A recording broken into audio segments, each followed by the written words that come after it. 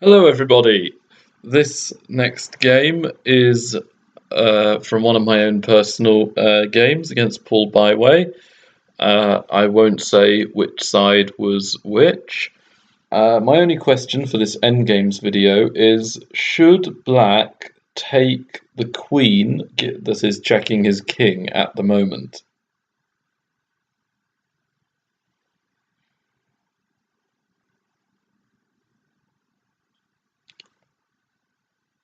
Well, it's interesting. I had thought about the move here, and what happened was queen takes d5, c takes. So in this king and pawn endgame, who do you think is better at the moment? Well, if we look at the pawn structure, it appears that black is better because white has doubled isolated pawns, but we'll see how it plays out. King f7 was played, and then the most important part of this position is if white throws up the pawn on the d file, then black will just take it.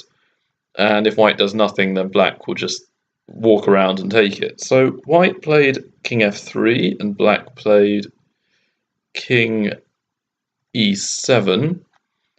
King f6 was an interesting try, actually, but king e4 is slightly annoying. It sort of forces the black king, if it moves away, for white to occupy e5, and that's sort of going inside black's half of the board. And I have a rule that if everything else is equal, and you can get your king into enemy territory, then usually or practically always you'll win. Again, with most principles and rules, there are exceptions, but generally that's the way I found it goes. So king e4, king d6. So this is a very interesting position, and some call this a trebuchet, which is it's not quite a full trebuchet, but for the purposes of this video, let's just say it is. It's when the kings are next to each other. They're both maybe attacking and defending at the same time, and it's a kind of Zugzwang where if either king moves away, they'll lose or they'll damage their position horribly. So here, neither side wants to move their king. If white moves the king, then black just wins a pawn, and if black moves the king, then white plays king to e5 and invades. So here, this is now a sort of Zugzwang problem. It's white to move, and there's only one move on the board which will run black out of moves first and force the black king to move. Can you see what it is?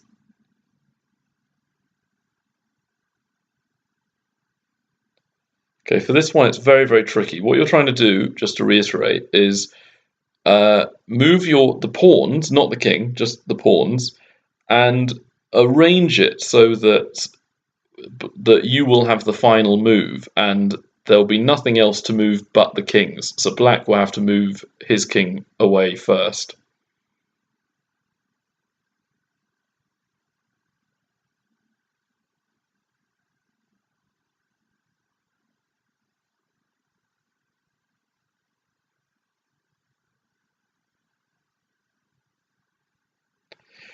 Well, I'm impressed if you found it.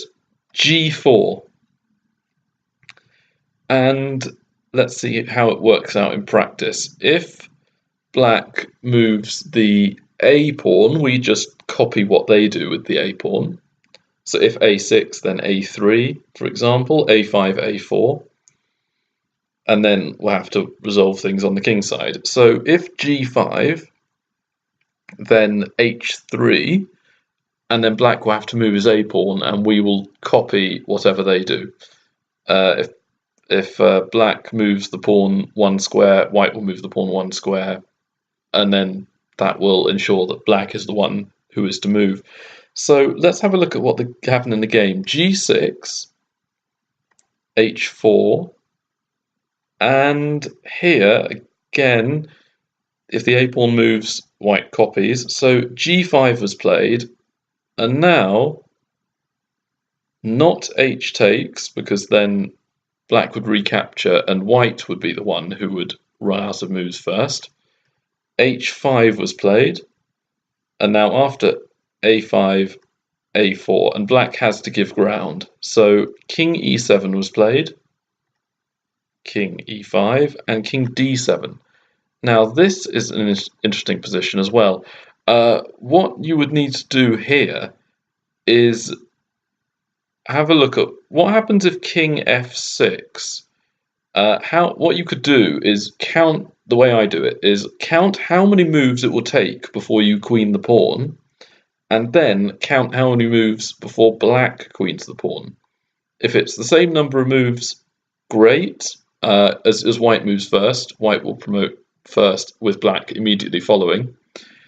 And if it's only if black promotes only one move before white, it should just be okay. So if it takes white 5 moves and black 4 moves, black will promote first with white immediately following. So let's see, how many does it take?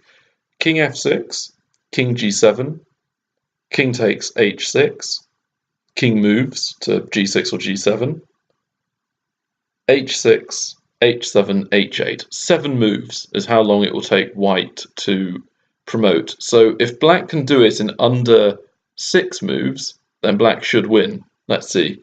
After king f6, black can play c4. Hope you spotted this. Pawn sacrifice. And if white will just continue on his plan. So c4, c takes d3, d2, d1 queen. So it only takes 4 moves for black to queen. So moving the king to the king side to munch up the pawns is not a good idea. In fact, if king e4 was played, black would now play king d6, and then white would have to give ground and lose. So the only move is d6. And here, if black moves the king, white can play king d5 and munch up the pawns. If king c6, then king e6, and it will only take 2 moves to promote, whereas it will take black 4 moves. So black tried c4. Very interesting. If d takes c4, black can then play d3, d2, d1 queen.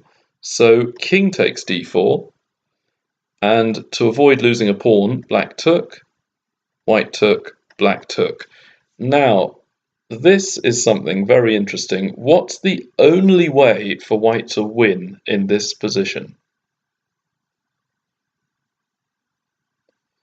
Well, if you don't know the term, there is something called opposition, which is when the two kings are facing each other with only one square separating them, and the side with the so-called opposition is the person or the side who does not have the move. So here, white has the opposition after king d4 because it's black's turn. And the reason for this is that black can't advance because white is stopping that. And whichever way black moves, let's say to the left or to the right, white will go forward and in the other direction. And that will gain lots of space and usually will win a king and pawn race.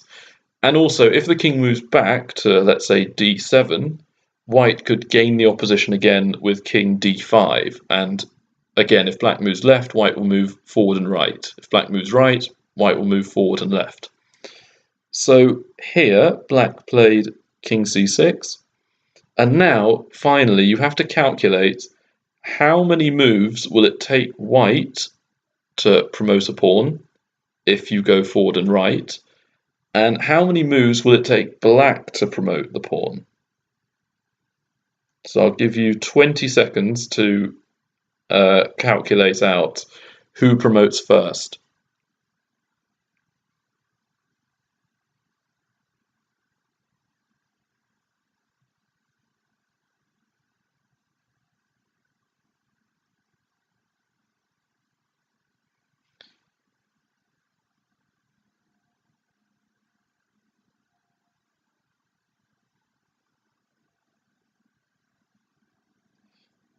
Okay, well, in one way it's a tie. It will take both sides 8 moves to promote.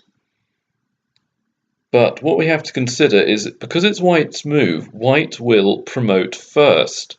So should White go for the promotion, or should White simply play King c4 and gain the opposition again?